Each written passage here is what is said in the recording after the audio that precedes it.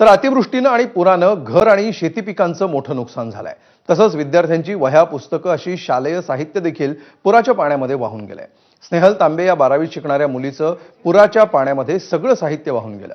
तर उद्या 12वीचा बोर्ड परीक्षेचा फॉर्म भरायचा शेवटचा दिवस आहे। त्यामुळे शासनानं फॉर्म भरायला मुदतवाढ द्यावी आणि वह्या पुस्तकांसाठी मदत करावी अशी मागणी तिने केली आहे।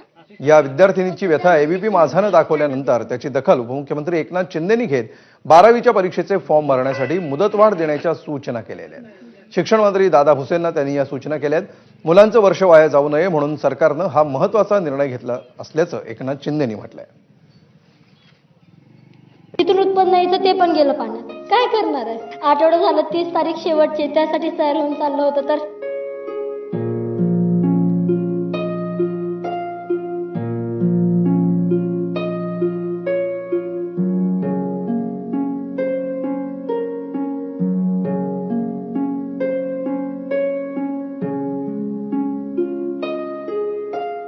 आता आपण पुन्हा एका शेतकऱ्या घरी आलो आहोत।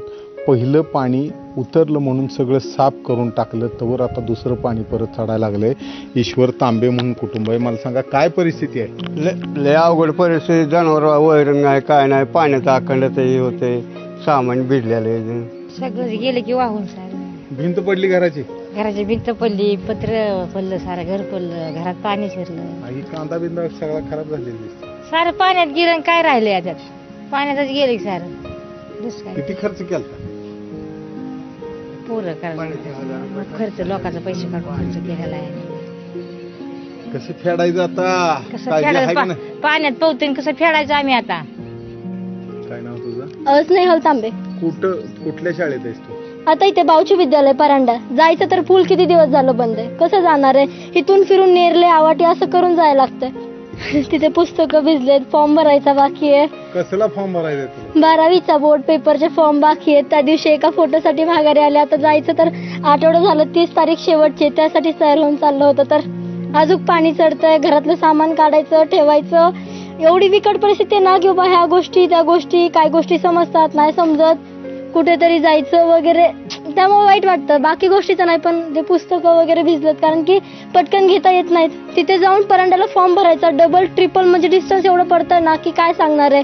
तर ते एवढं आहे ना, जे काही गोष्टी होत्या ज्या खूप किमती होत्या त्या सगळ्या अशा पावसात स्वतःला वाचवणार की त्यांना कोंबड्या वगैरे, आमची पिलं एवढी मोठी वाया गेली, त्या हाताने काढून ती गेली। किती पिल्लं गेली? पिलं 20 पिलं होती, नवीन काढली होती, ते सगळे वाहून गेली। आम्ही निघणार की ते निघणार?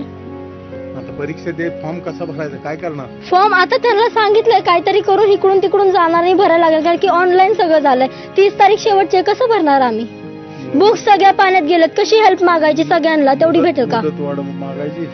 मुदतवाढ तर हवीच आहे। आज बघू, आमचा फॉर्म झाला ठीक आहे, बाकीच्या मुलांचं पण सांगतायत ना, बाकीच्या गावांच्या मध्ये जेवढी जवळची गाव आहेत त्या सगळ्यांना पुरे, त्यांनी कसं करायचं?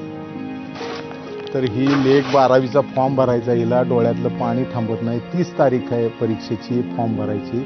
परांड्याचा हिचं शाळा आहे, हिला जायला मार्ग नाही, सगळ्या रस्त्यावर पाणी आहे, सगळी दप्तरं भिजून गेलेली आहेत, पुस्तकं भिजून गेलेली आहेत। आता किमान फॉर्म भरायला तरी मुदतवाढ द्यावी आणि आम्हाला ही पुस्तकं वह्या ज्या आमच्या भिजून गेल्या आहेत त्याला जी काहीतरी मदत मिळावी, हीच तिची अपेक्षा आहे। सगळी बॅग कॅमेरामन वगैरे सचिन तिकडे जाडेसह सुनील दिवाण, एबीपी माझा।